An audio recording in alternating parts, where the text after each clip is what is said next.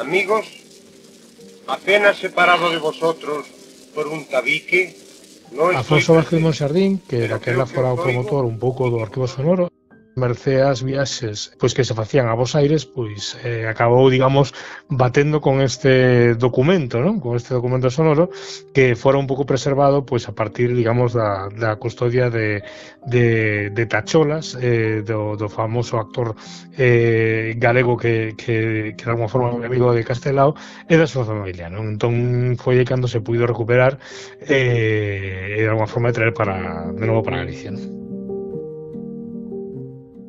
Un aspecto moi interesante do que estamos traballando é alrededor do último libro que publicou Castelao, que foi o traballo da súa vida, das cruces de pedra na Galicia e na Bretaña.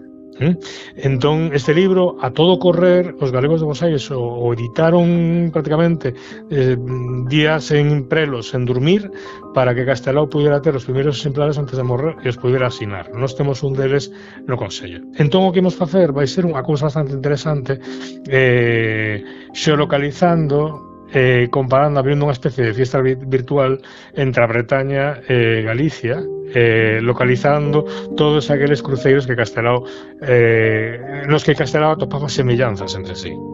É dicir, esa idea dun espello, non? Un espello atlántico, pois estamos desenvolvendo un pouco ese propio esquema na web, e será un dos proxectos que saquemos este ano que creo que vai ser moi, moi, moi bonito, non?